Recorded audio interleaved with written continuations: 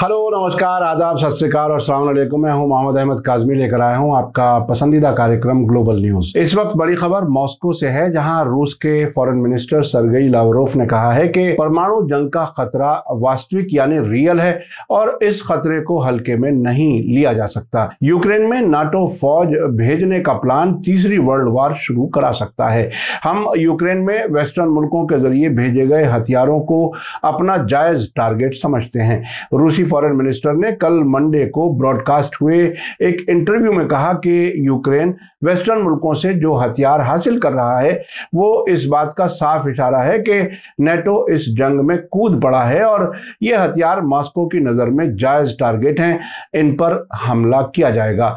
Lavrov ने कहा कि वेस्टर्न यूक्रेन में इन हथियारों के गोदाम को निशाना बनाया गया है और अब नेटो और रूस के खिलाफ जंग में कूद पड़ा है। लावरोव ने कहा कि न्यूक्लियर जंग का खतरा हकीकी है, इस खतरे को हल्के में हरगिज नहीं लिया जाना चाहिए। रूसी फॉरेन मिनिस्टर ने कहा कि हमें उम्मीद है कि वेस्टर्न मुल्क यूक्रेन में नेटो फौजों की तैनाती की मुखालिफत करेंगे, क्योंकि किसी भी हाल में तीसरी वर्ल्ड वार शुरू नहीं होनी चाहिए। उन्होंने कहा कि वेस्टर्न मुल्क यूक्रेन को हथियार देकर उसे जंग जारी रखने पर मजबूर कर रहे हैं। लावरोव ने कहा कि यूक्रेन के साथ जंगबंदी और अमन का समझौता जंग के हालात पर डिपेंड करता है। उन्होंने कहा कि तुर्की के शहर इस्तांबुल में होने वाली बातचीत में रूस ने समझौते पर रजामंदी जताई थी, मगर यूक्रेन बाद में पीछे हट गया। इस बीच यूक्रेन की तरफ से रूसी फॉरेन मिनिस्टर सर्गेई लावरोव के बयान को बेबुनियाद करार दिया गया है और तीसरी वर्ल्ड वार के खतरे की बात को भी नकार दिया गया है। आपको बता दूं कि संडे को अमेरिका के फॉरेन और डिफेंस मिनिस्टर्स एंटनी ब्लिंकन और लॉयड ऑस्टिन ने प्रेसिडेंट वोलोदिमीर जेलेंस्की से यूक्रेन की राजधानी कीव में मुलाकात की थी। इन दोनों अमेरिकी मिनिस्टर्स ने जेलेंस्की की सरकार और इलाके के मुल्कों के लिए 71 करोड़ 30 लाख डॉलर की नई मदद का वादा किया है।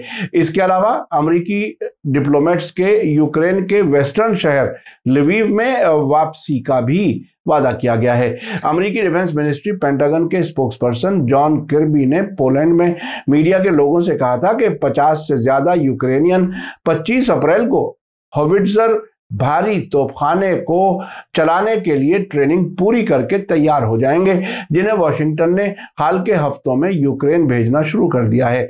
ब्रिटेन के प्राइम मिनिस्टर बोरिस जॉनसन ने हालिया भारत के दौरे में कहा था कि हम इस वक्त पोलैंड में यूक्रेनियन फौजियों को एंटी एयरक्राफ्ट डिफेंस सिस्टम के साथ काम करने के लिए ट्रेनिंग दे रहे हैं और हम उन्हें ब्रिटेन में बख्तरबंद गाड़ियों के इस्तेमाल की ट्रेनिंग दे रहे हैं। इसी बीच आज ही यूनाइटेड नेशंस के secretary general Antonio Guterres Moscow में रूस के फॉरेन मिनिस्टर सर्गेई लावरोव से मुलाकात कर रहे हैं। उनकी प्रेसिडेंट व्लादिमीर पुतिन से भी मुलाकात होनी है। इसके बाद वो परसों 28 अप्रैल को यूक्रेन की राजधानी कीव में प्रेसिडेंट जेलेंस्की और फॉरेन मिनिस्टर कुलेबा से मिलेंगे।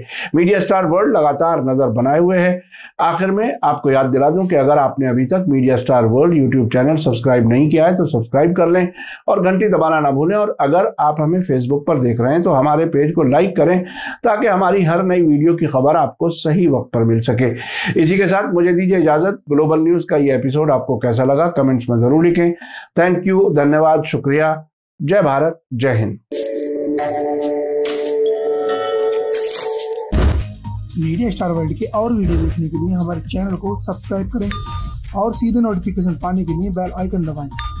और अगर हमारी खबर सच्ची और अच्छी लगे तो अपने व्हाट्सएप, इंस्टाग्राम, फेसबुक और ट्विटर अकाउंट पर जरूर शेयर करें।